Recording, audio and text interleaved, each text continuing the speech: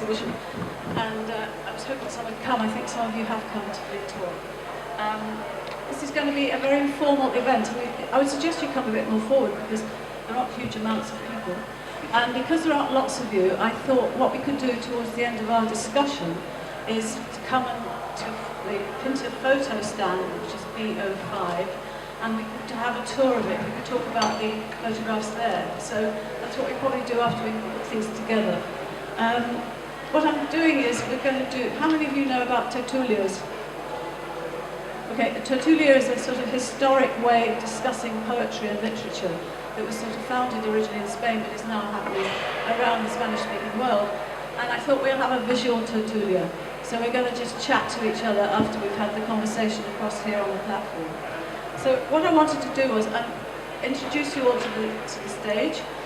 This is Dafna Talmor, who is the artist in the group. She's a photographer from Caracas, and she works with collage in this particular field in the exhibition at Pinta Photo. And she's moved around this country a lot, and that's reflected in her work. And she'll tell us a lot about that. This is Shoair Mavililan. Sorry, I always get this wrong. She works at the Tate, and she's a co-curator of the Latin American works there, and a lot of other kinds of works as well, but particularly that. And at the moment she has a superb exhibition in the project section of the Tate Modern, which is around the politics of the era of the Nicaraguan and Salvador wars and the CIA involvement in it. So I think that's going to be very interesting to hear from her. And this is Rodrigo Orrantia, who is Orrantia, who is an art historian, a curator, and a kind of man of all trades within the photography world, I would say. I'm currently working on 3 exhibitions at once. So I'm the curator of the Pinta Photo exhibition, something I've been waiting to do for about 2 or 3 years with Pinta, having been there every year thinking, there's hardly any photography here. And then it started to expand, and there has been a lot more of it over the last couple of years, particularly. Last year particularly because it was a sort of anniversary of the 75th, you can't say celebration, about the Chilean coup, and they did some very excellent works here that year. And anyway, this year there is this Pinta Photo, and it's been really interesting to do it. It's very short term, but I had a nice space to do it, and it looks like a sort of visual tertulia itself. So I'm the photo critic in the Evening Standard, and I do curating when it's around. I'm a freelance floater with it, really. And I write for, I work for the Monocle magazine as well. I do reviews there. And I have another life which is writing about and working with world music, particularly African and Latin American, Middle Eastern, and so on. But it fades a bit, really, because photography is really a big thing for me at the moment. So,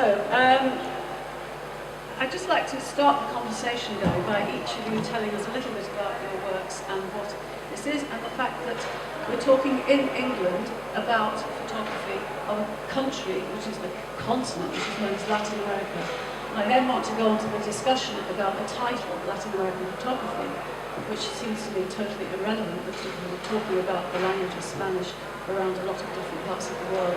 So let's start with Dafna. Are you going to have the microphone? It's on, sorry.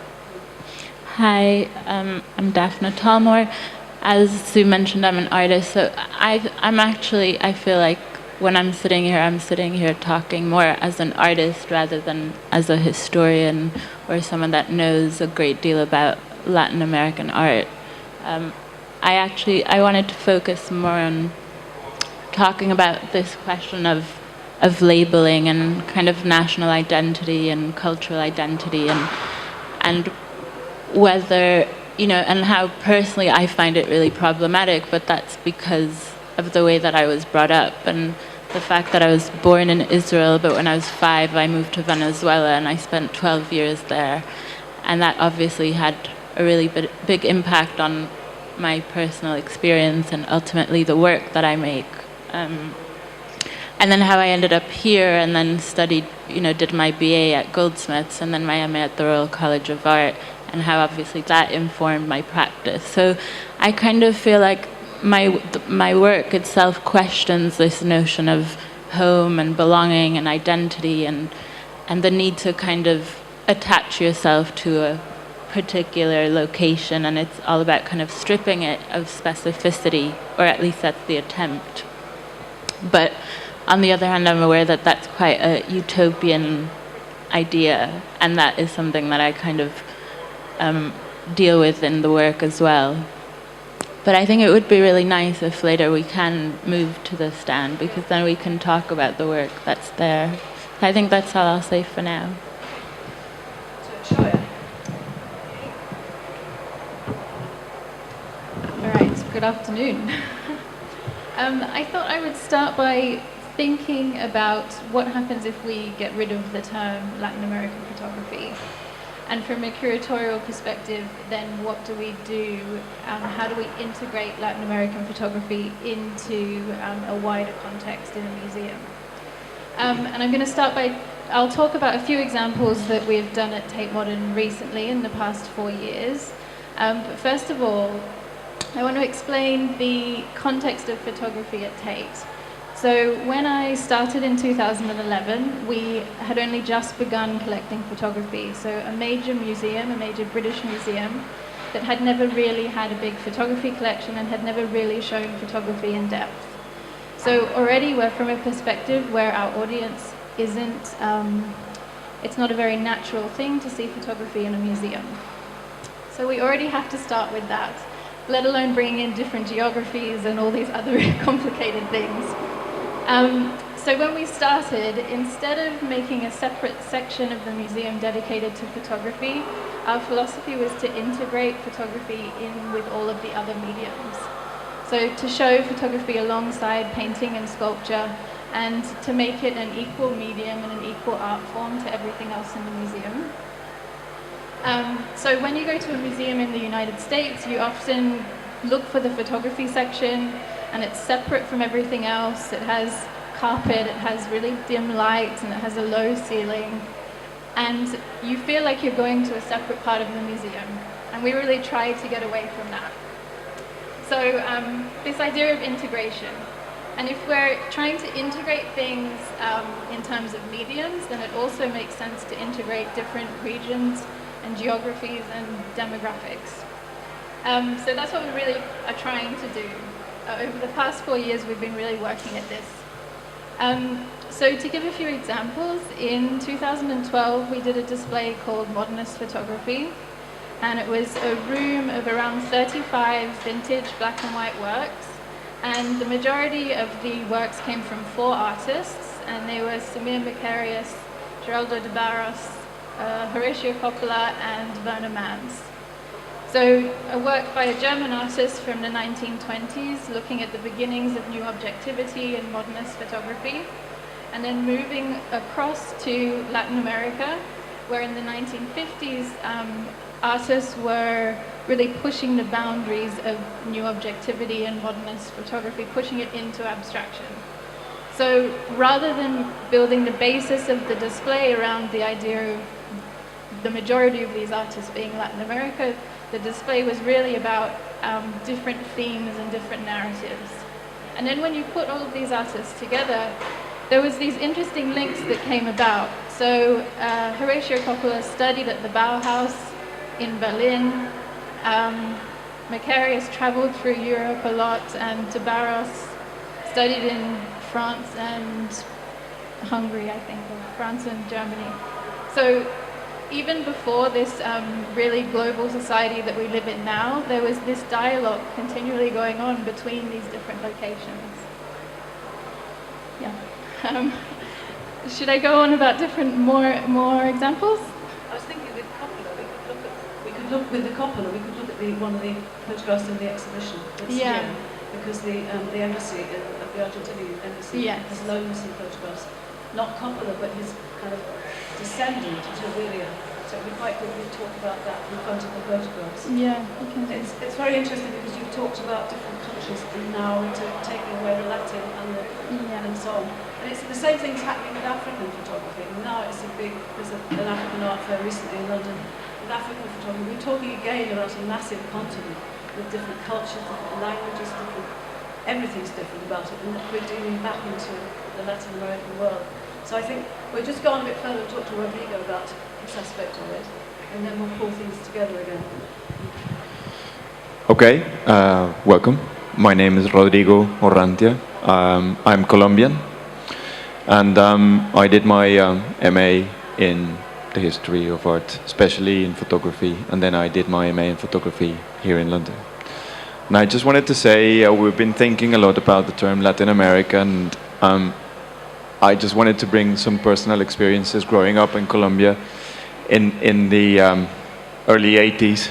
And I know a lot of artists here, especially Marcelo, and well, the generation that sort of precedes me knows more about what I only studied in books and they lived in real life. But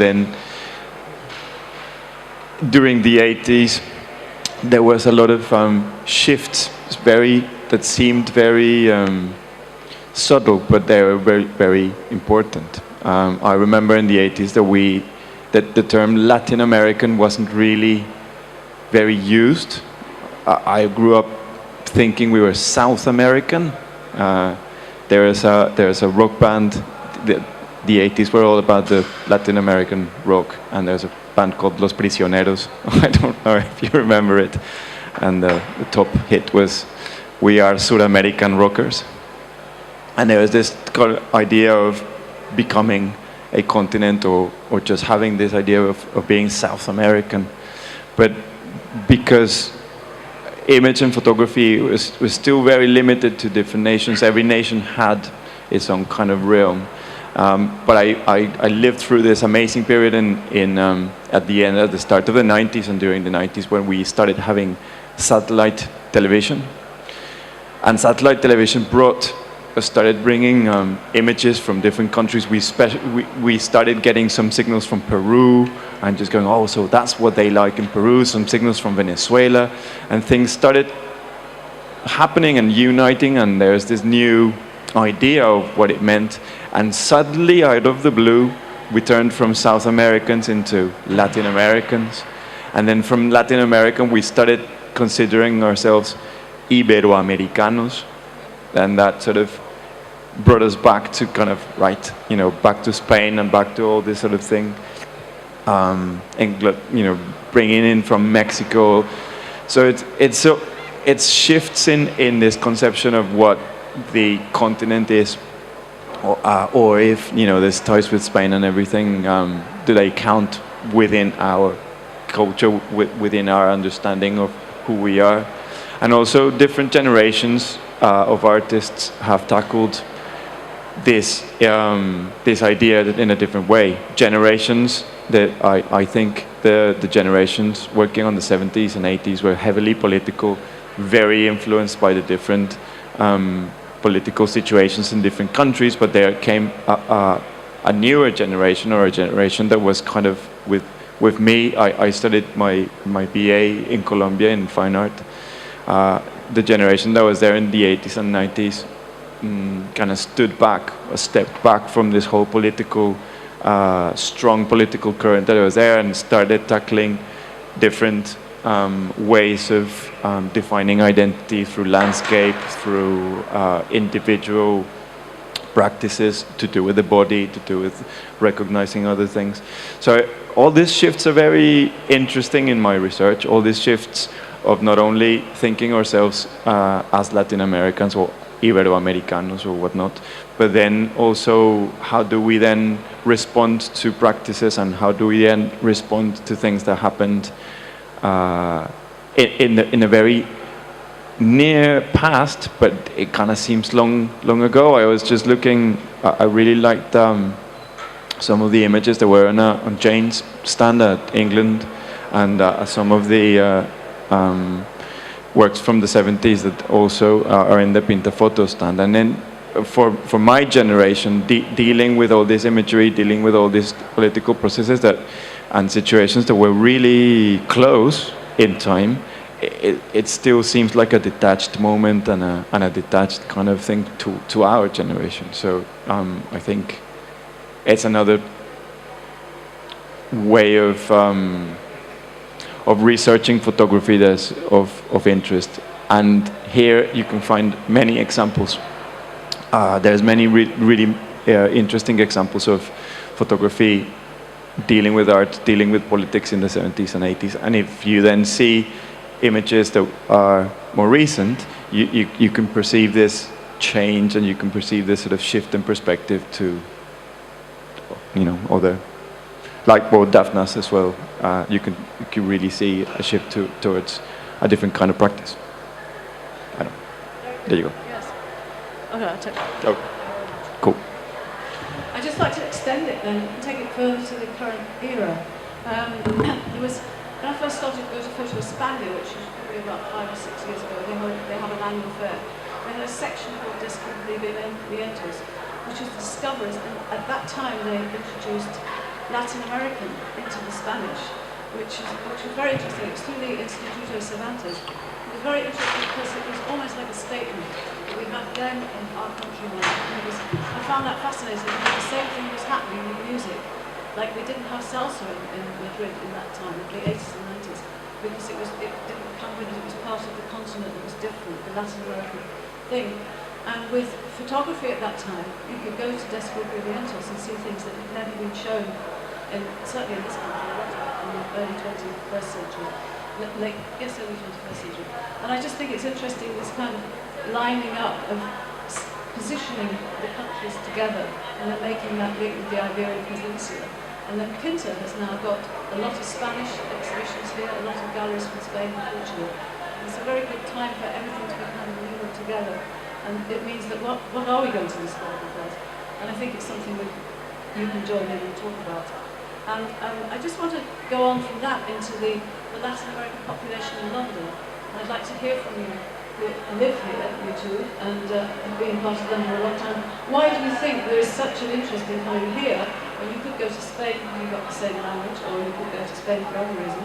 Or does it affect your work very much? Is it influenced into it? And do you see it being influenced in the work that you work with, not practicing? So, do you want to start with that? Yeah?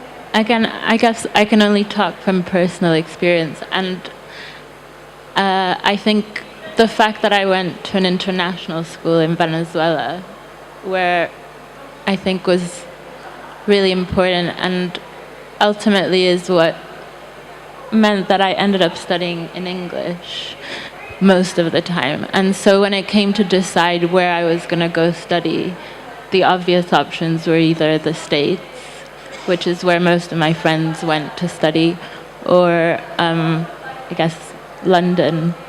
But I ended up here by accident, but even though it was an accident, I felt that once I arrived here, what struck me was that there was this real diversity.